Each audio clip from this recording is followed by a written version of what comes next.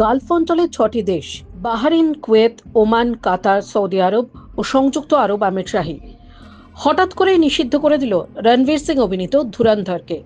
কিন্তু কেন এই কঠোর সিদ্ধান্ত? গালফ অঞ্চলের ৬টি দেশে হঠাৎ করেই কেন নিষিদ্ধ হলো রণবীর সিং অভিনীত বহু প্রতীক্ষিত ছবি ধুরন্ধর? যেন এক অদৃশ্য অ্যালার্ম বেজে উঠল। এত বড় রাজনৈতিক থ্রিলার আর মধ্যপ্রাচ্যের সেন্সর বোর্ড একযোগে তালা ঝুলিয়ে দিল। এখানেই উঠছে প্রশ্ন। ছবিটি ভারতীয় বক্স অফিসে ঝড় তুলেছে।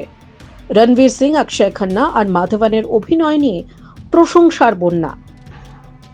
কিন্তু ঠিক সেই মুহূর্তে কেন এই নিষেধাজ্ঞা?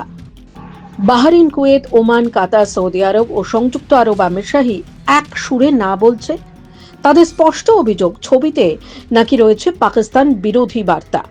আর এই অভিযোগই ধুরন্ধরকে ঠেলে দিল মধ্যপ্রাচ্যের নিষিদ্ধের তালিকায়। কিন্তু প্রশ্ন হলো, এত তাড়াহুড়ো নিষেধাজ্ঞা কেন?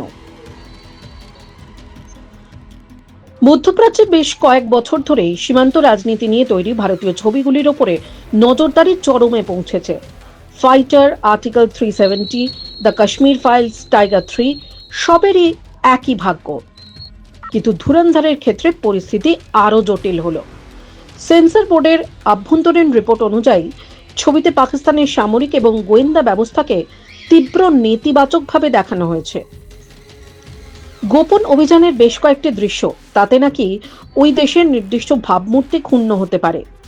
তাই কোনো আলোচনা বা কাটছাটের সুযোগ না দিয়েই সরাসরি চাপিয়ে দেওয়া হলো নিষেধাজ্ঞা।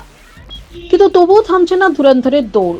গালফে নিষেধাজ্ঞা সত্ত্বেও ভারতীয় বক্স অফিসে ধুরন্ধর কার্যত আগুন ঝরিয়ে দিয়েছে। মুক্তির সপ্তাহে 200 কোটির ক্লাব এন্ট্রি, আন্তর্জাতিক বাজারে 44.5 কোটি টাকার ব্যবসা। ছবিটির গল্প বলার ধরন অসাধারণ, তবে রাজনীতি নিয়ে আমার আপত্তি রয়েছে। বার্তা ঋতিক রোশনের। এই মন্তব্য আগুনে আরো ঘি ঢেলেছে। ছবিকে ঘিরে রাজনৈতিক বিতর্ক এখন আর শুধু পর্দায় নয়, আন্তর্জাতিক মহলেও উত্তেজনা তৈরি করেছে। কিন্তু ধুরন্ধরের সাফল্য এই সমস্ত প্রশ্নেরই উত্তর দেবে বলেই আশাবাদী ভক্তরা। এদিকে ধুরন্ধরের এই নিষেধাজ্ঞা কি শুধুমাত্র সিনেমার ক্ষেত্রে, নাকি আন্তর্জাতিক কূটনীতির অন্ধকার করিডোরে লেখা হচ্ছে নতুন কোনো বার্তা? আর এখন সেই উত্তর খুঁজতেই ব্যস্ত রাজনৈতিক বিশ্লেষকরা। আর ধুরন্ধর নামের মতোই এখন ধুরন্ধর হয়ে উঠেছে ভারতীয় সিনেমার সবচেয়ে বিতর্কিত ব্যতিক্রমী চিত্রনাট্যের অংশ।